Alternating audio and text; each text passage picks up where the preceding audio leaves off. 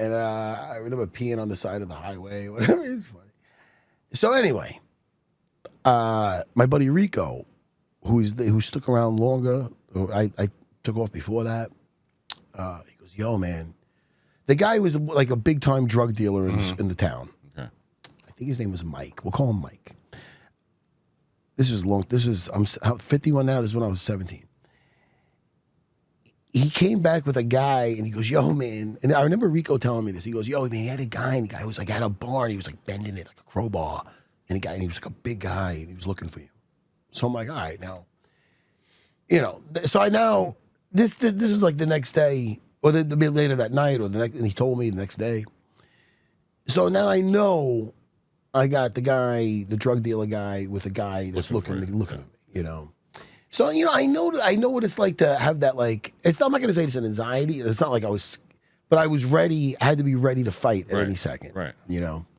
So one day I'm in my pizzeria and I'm folding the boxes. You fold the boxes up. I was 17. So it's the front of the pizzeria, the same infamous Pizza Amore, Nikki and Louis Casiello. Louis, rest in peace. I love Louis. I'm folding boxes in the front. Now this guy comes in. He looks like something from Above the Law or Alpha Justice. Like a thought, just like a big guy. He had some chains and he had like a vest on, and it was open, like almost like a biker guy, but with tattoos and had a voice to match, like hey, like a real raspy fucking. Yeah. And he goes, hey, and he goes to talk to Nick behind the thing. He goes, hey, is there a kid here? I go, hey man, I think you're looking for me. And I now look.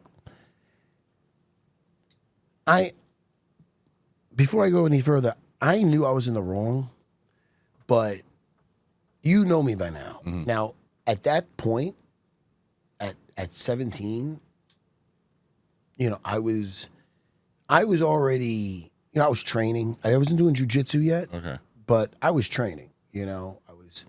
I was working out. I was hitting mitts, and I was already made my fucking superhero vow after I got bullied when I was in the 7th grade, horribly. In 8th grade, never happened again, and it will never happen again.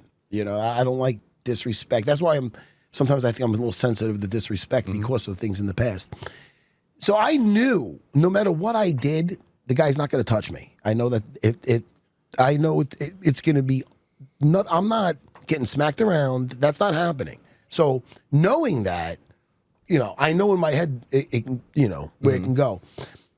And there was something in me back then where it was like, instead of seeing a guy like that, being 17, I was probably the same size I am now. I was developed at that point, and I've been into enough scraps where I looked at him like, not like it would be fun, but kind of like that. Right. You know what I mean? Like, not like this could be like a child. This could be a fucking. This guy looks like he's used to this. Used to showing up at people's doorsteps and shit. It was like out of a movie in my head. Like I don't know. Anyway, so I was prepared for it to go south. So here it is. So I knew this guy was looking for me. Here he is.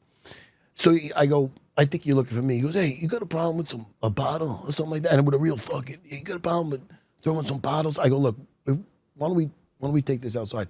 I'll take it where you want to take it. Like that. Yeah. Like that. He was obliged with anything. So we go outside and I go, look, man.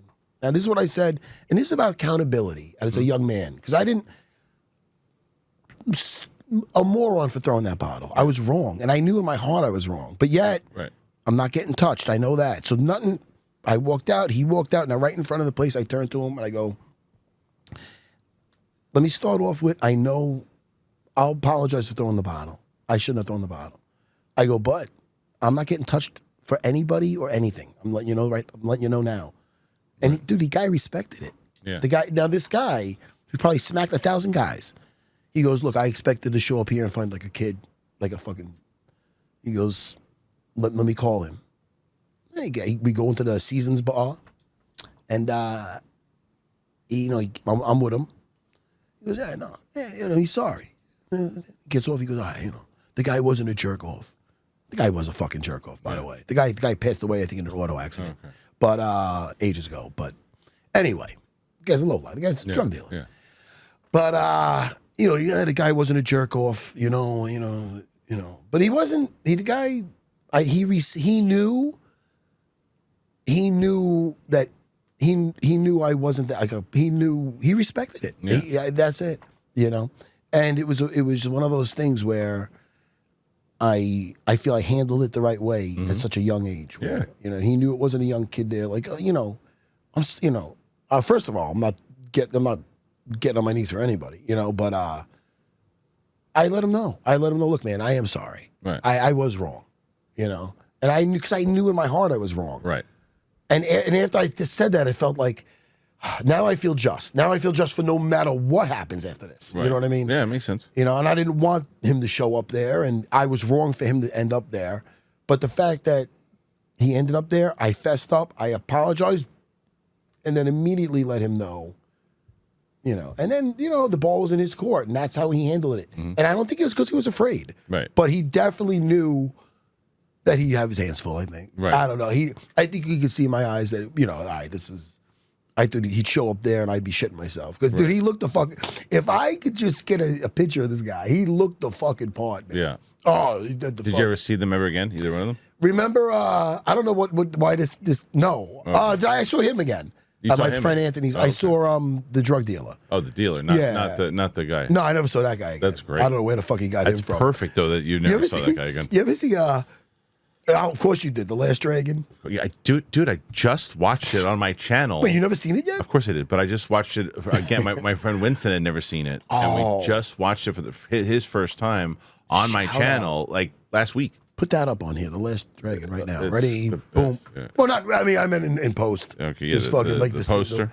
Yeah, because it's so fucking great. It's shown up. That's in my. I can count on my hand how many times I went to the movies with my dad. Yeah, and that's one of them. And I fucking loved it. If you see the age when it came out, I was like I was 11 years old. So picture seeing that at 11. Oh, it's great. It'll change it. But remember the two in the movie theater? Pizza, the Daddy Green's pizza. In the movie theater, the two guys. One of them was I think one of them was with a cut short. I don't know the proper word for it, but it was a guy in a wig. Okay. And his other big guy. Yeah. They both. He looked kind of like that. That's a fucking. Okay. I don't know if you get an image of that guy. He's like he gets up like why don't you turn that down? Yep. He gets up. He's the one that jumps on the jukebox. Yes. Yeah. No, not the Chinese guy. No, he jumps on. He doesn't jump. Oh no, it's a different guy. You're right. He gets up with his guy, and then he goes, "Not the face, baby." Right. Yep. And he gets up like you're talking to me. Let's get him up there. Can we get the picture I'm of him? trying to find it. I don't know if we can find that. It's him. He wanted something to shut up during the movie theater. Yeah, right. And then Shogun of Harlem. I'd have to find it. I think he just kicks him in the head or something. But he charges the stage. But anyway, we can maybe get a picture of that guy. If not, we can try. Yeah, but that was what he looked like. But that's how it went, man. It had a happy ending. Yeah. And I felt okay about it. I felt a relief. Because it's weird looking over your shoulder. I had that more than once. Yeah. Where I'm like, all right, now I got this guy looking for me, or that guy possibly looking for me. The one guy found me, and now we're here. Not only kidding. The one at the same place. Yeah. That's where that incident happened, which kept me out of the Marines.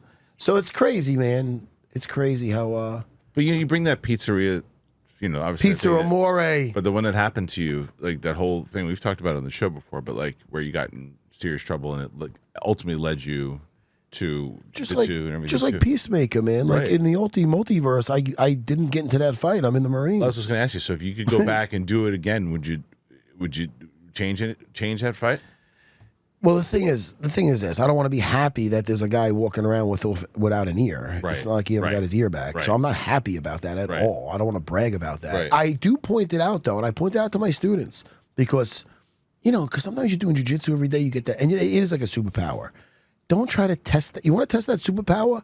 Jump into your local grappling tournament. You know what I mean? Right. Do a road trip with the boys. Do one out of state. It's fun. I did it. Yeah. I loved it. Make memories. Take some. Test your skills. Do not test it on the street, because you could get an ear bitten off. You can get a nose bitten off. It's dangerous, man. So it takes us. That's how long it takes. I'm letting you know. So it's very dangerous. As I drool, sorry. That's why I teach a lot of framework. Like if you're trying to get close to me and I make a proper frame, Okay? Yeah. The arm that's across your neck, I grab that wrist. The other one will give. This one will not. I can support your body weight on this, especially now that you dropped a few pounds. So they're not like I can fight a vampire and it can't get to me. You know what I mean? Right. Anyway. So would I change it? I would not change a thing in my life because it led to where I'm at now. And that means if I didn't get into that fight, I wouldn't have my wife and my kids. Right. Think about that. I would never have met my wife. I look at my beautiful children. They wouldn't be here. You know what I mean? So it's weird. So I wouldn't change my timeline. Right. It's not like Peacemaker's got it made in the other timeline from what I've seen so far. So far. Yeah. Ooh. So far. Foreshadowing. Yes.